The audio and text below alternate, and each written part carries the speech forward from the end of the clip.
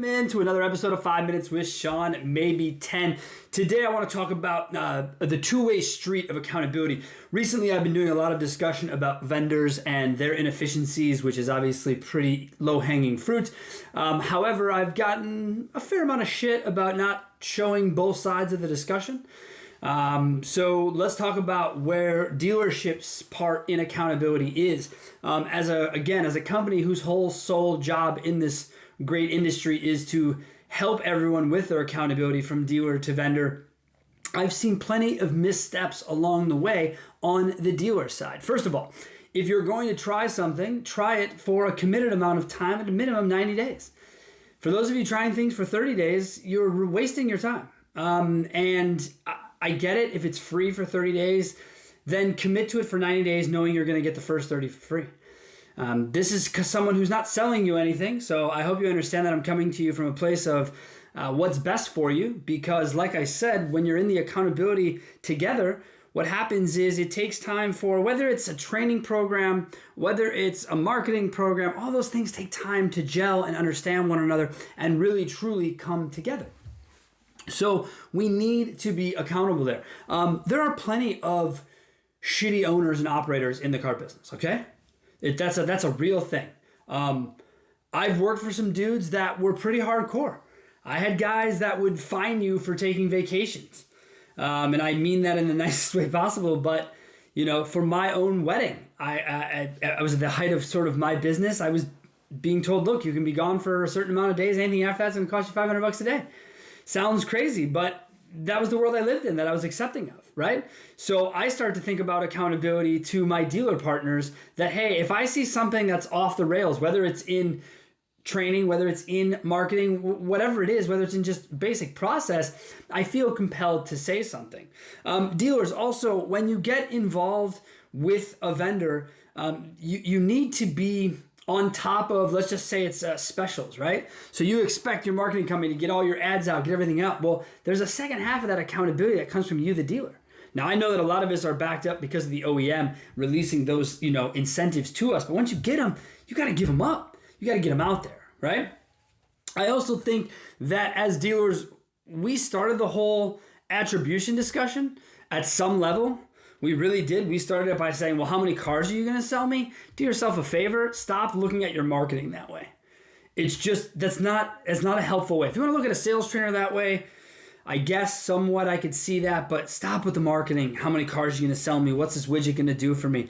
It's just not how it works. There's so many different touch points to getting involved with a car dealer that the reality is it could have been your own internal efforts. It could have been external, but marketing is a part of the game. So when you're working with a vendor, know that you need to have some part in the creativity because it is your dealership. So if you're going to have a marketing plan, you must take ownership of what you're trying to say, because vendors will either come to you with nothing, because most of them are not strategists, or they'll come to you with a very basic plan, which you need to input your own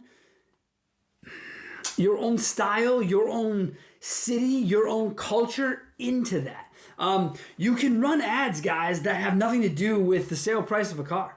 I'm doing it right now with a ton of companies and dealers, and we're seeing great success by talking about the process. So again, the accountability from the dealer side is to not always just say price. There might be a different way to approach it if you have a very cool why buy message, if you make the process very easy.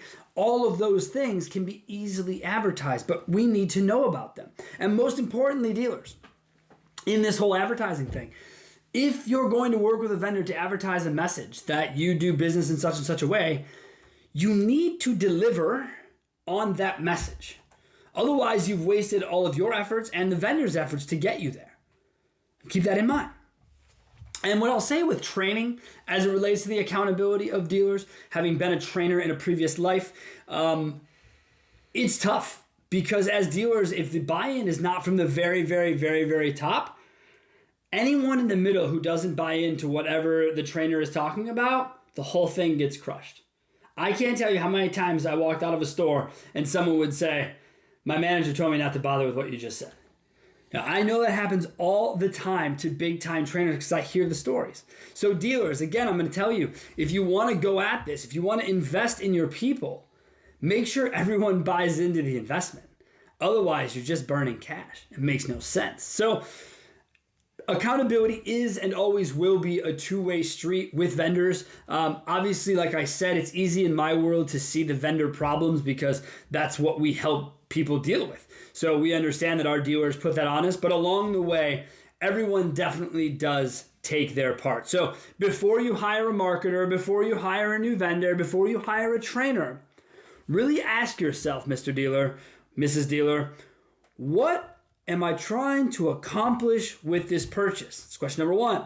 Question number two, does everyone in my organization that will have direct or indirect contact with this purchase buy in to what this is going to bring us? Okay, if you can get through to there, 3 must be the implementation plan for it. There has to be a plan once you get to 3. Most dealers will have struggles at 1 and 2. If you're being honest with yourself, your reason that shit doesn't get off the ground happens in those first 2 questions. Okay? So do me a favor. Go out, think about those 3 questions, get yourselves prepared to engage vendors to do the very best, not only for them, but for yourselves. Okay? Thank you guys so much. Join us next week while we celebrate episode 150. We'll have a good time. Have a great week.